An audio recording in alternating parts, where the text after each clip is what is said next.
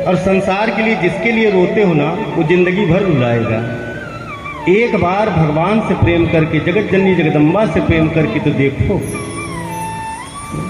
संसार से प्रेम किया। यशोदा मैया मटकी ऊपर बांधती थी दही की, और भगवान को कहाँ लेटाती थी? नीचे।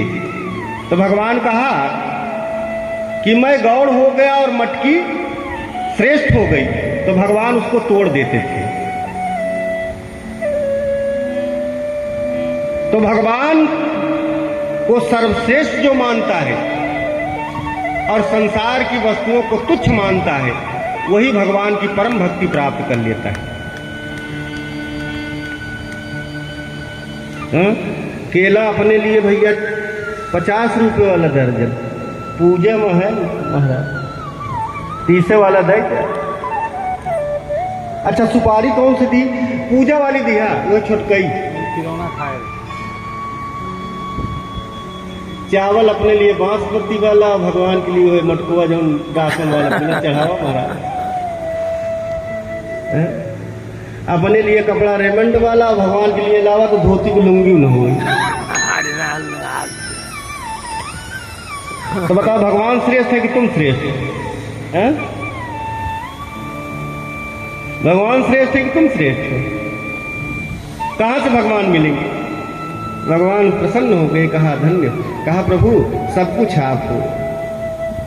और वास्तव में जो भगवती जगदम्बा के चरण में आराधना नहीं किया, जो श्रीमद् देवी भागवत महापुराण नहीं श्रवण किया, या कोई पुराण की कथा नहीं श्रवण किया, ये प्रेम गंगा है।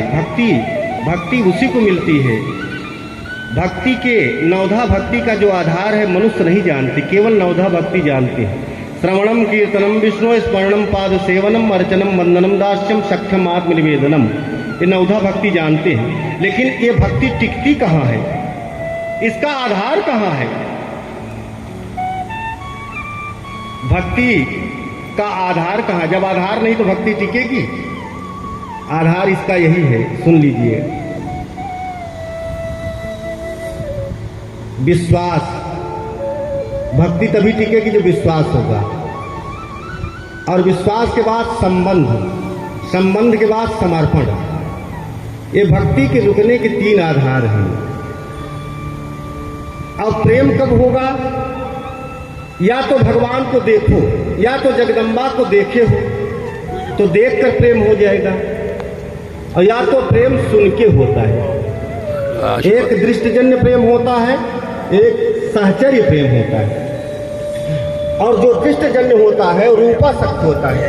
कहीं जाते रहो, किसी रूप सौंदर्य को देखो और मोहित हो जाओ, ये दृष्टजन्य प्रेम है। और सहचर्य साथ में रहते रहते गुणासक्त, उसके गुणों को देखकर आसक्ति हो जाए, प्रेम हो जाए।